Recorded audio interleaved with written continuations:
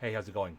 I'm Ramesh Shettyarchi, and in this video, I'm going to go over some of the reasons why I decided to start my own law firm.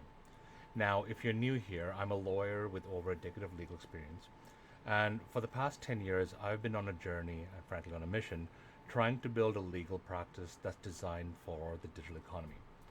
And I've been on this mission for a fair amount of time, but my journey and my mission really started when I really began to understand that the law firm or the traditional law firm model wasn't really designed for an economy that runs more and more on the internet. Now, at the time, in 2017, I had been practicing for over 5 years. I had a young family. I was frankly burnt out a little bit. And I had just started reading Richard Susskind's Tomorrow's Lawyers. And that book was really instrumental in me making the decision to start my own practice. Now, in the book, Susskind identifies three challenges facing the legal profession. Since reading the book, I've really identified two more challenges that remain as true today, in my experience as a solo lawyer, as it was in 2017. So the first challenge that Susskind identifies is the increased competition piece. And frankly, today's lawyers, and if you're a practicing lawyer, you'll know this, we face incredible competition for the customers we're looking to serve. And obviously, there's more people going to law school, more people graduating, more people being called to the bar. And all of these lawyers are competitors for your potential clients. Now, what's different now than it was before is that you've got the rise of virtual law firms being law firms that might be located thousands or of kilometers away, but are still servicing your ideal client, right? You've got tech-enabled legal service providers that are focused on disrupting traditional practice areas.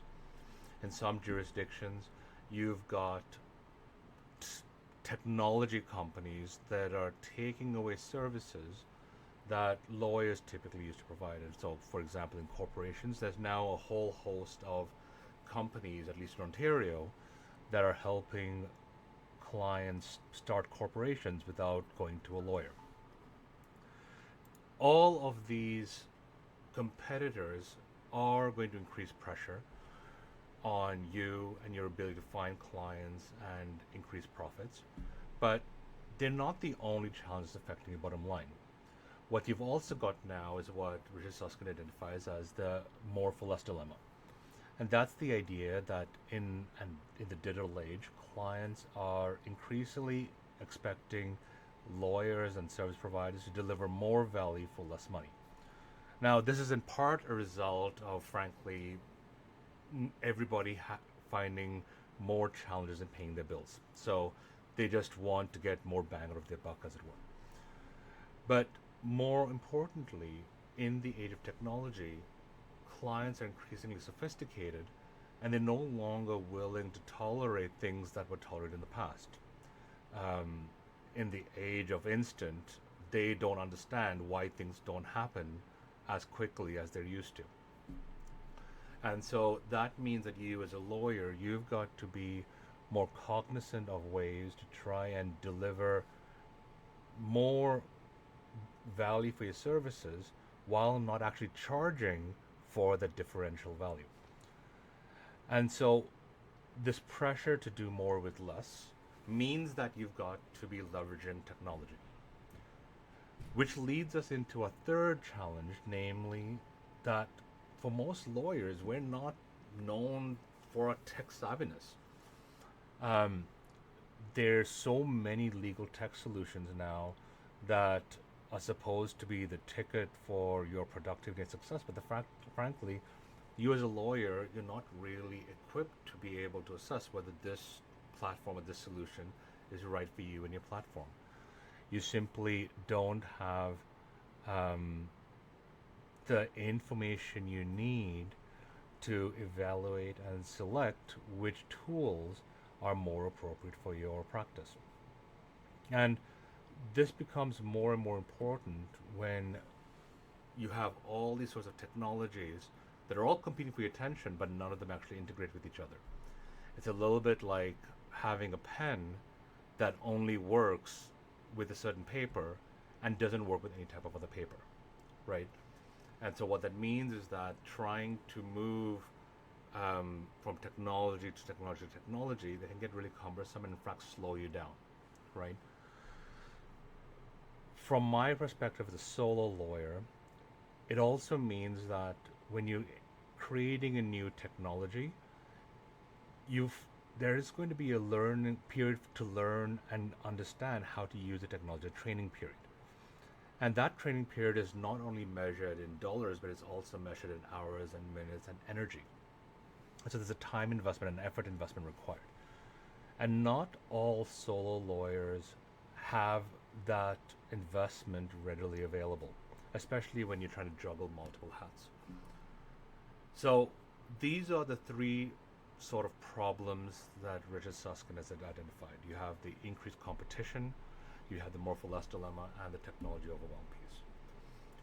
But for a solo practitioner, I've already touched on it, there are two additional pieces that make addressing these challenges really difficult. And that, for one, is the idea of decision making loneliness. Now, as a lawyer, as a sole lawyer, you're not only responsible for providing services to clients, you're also responsible for running a business. And we all know that law school doesn't really teach you how to run a business. And so when you're trying to make these decisions, it's really hard for you to know who to talk to make these decisions um, right for you and your business. You don't really have partners to consult with. And if you did, if you had other partners, you don't know if they're giving you the right information. And in the absence of trusted advisors, it's really hard to find the information you need to validate the decisions you need to make strategically to grow and build your practice. And these challenges, the decision making loneliness, over time really does a number on your mental health. And I know this feeling firsthand. Um, Especially if you're trying to build and try to do something different than other lawyers. A lot of lawyers don't really have the capacity or the information needed to really inform how to do something different. They're only well versed in what they're used to, right? And so what I ended up doing is I had to go outside the legal bubble to try and say, you know what, I want to do this. Who are the experts and advisors I need to consult in order to make this thing happen? But the isolation arising from decision making loneliness leads to the final challenge, and the final challenge being the mental health and work life balance. Now, again, keep in mind that in 2017 I had a young family. My son was a couple years old. Um, I already had a busy practice running, like as a litigator, and it was really. I mean, when I recall that time, it was just really really hard, you know. And I mean, I can look back now a little bit more objectively, but at the time, um, I wasn't really sleeping well. Um, I didn't really have a lot of support. And again, I have nothing bad to say about my former employer. They did the best they could, but I wasn't really in a good place to make really good decisions for me and my practice at the time. And this was a result. And while I was an employee, this was a result of me having difficulty juggling both my hats as a lawyer, as a husband, as a father, and frankly, and managing my career development, right? And that stress of wearing multiple hats meant that I had difficulty in setting boundaries and unplugging. I didn't really take time off for myself. And even at that time, I was fairly connected to technology, and I thought that I needed to be always on. So I was always constantly connected to work, even though I had finished my day. And that constant connectivity takes its toll. And so these 5 challenges are really what made me think that am I in the right place? And the question I asked myself was, is my current environment giving me the support I need to address these challenges in the next 4 or 5 years?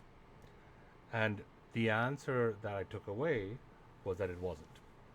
I wasn't getting the support I needed. And again, it's no fault of them. I just wasn't getting the support I needed to be able be to manage my ability to get clients and to be able to compete with other lawyers for potential clients.